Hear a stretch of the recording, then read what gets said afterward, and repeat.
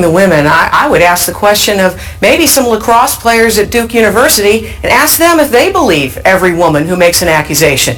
If we did a lynch mob media against innocent people as we did with lacrosse, there'd be some lacrosse players in jail right now. But let's look at what the judge did.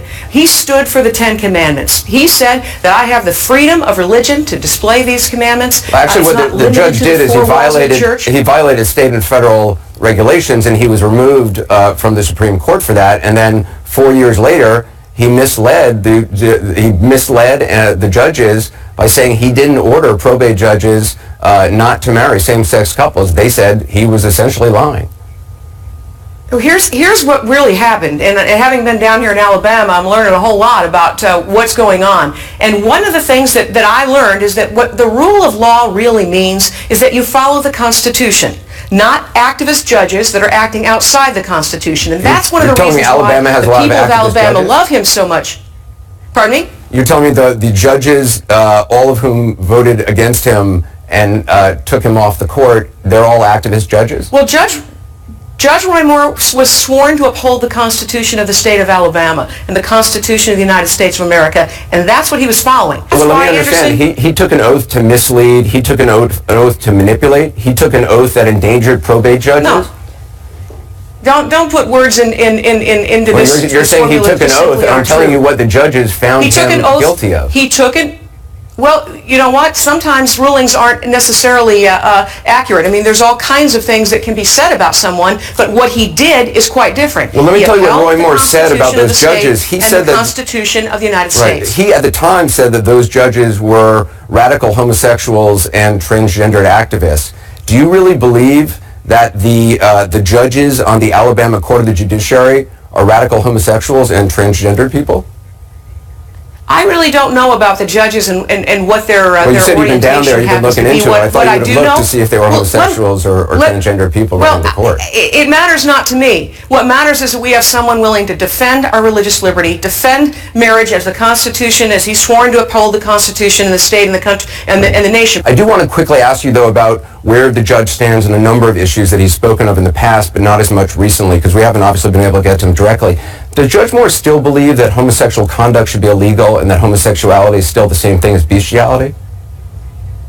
Well, I think that what Judge Roy Moore, and I can't answer that question, but what I can answer is that's what he said in the past. I don't have that answer, but I can tell you what he does believe regarding that issue.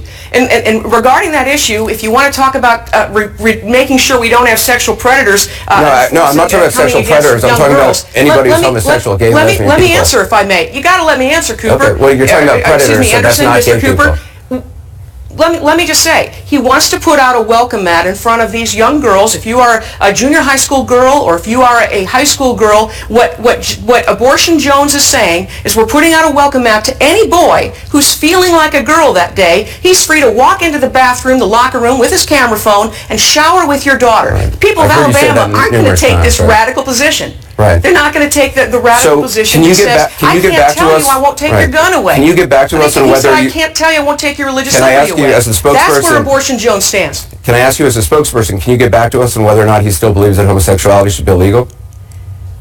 I believe that he believes the Bible and what the Bible has to say is something that the Pope wants to criminalize. If you don't want to answer that question, that's fine, but can you get back to us? I can answer that. Yeah, I can look into that for you. Can I ask you, does he still believe that 9/11 may have happened? Public positions. Well, I'm asking you his public positions. Does he still believe that 9/11 may have happened because, quote, we've distanced ourselves from God? Because that's what he said in the past. Does he still believe that? You know, this is the thing, that when a lot of people talk about God and how they're Christians. In fact, if you look at the commercials of Roy Moore's opponent, he's telling everybody what a great Christian he is and how he defends the Second Amendment. You don't know the answer about 9/11. The fact of the matter is, I don't know the answer to 9/11. Okay. No, I'm sorry, I don't have that answer. Does he still believe an American citizen who's a Muslim should not be able to serve in Congress?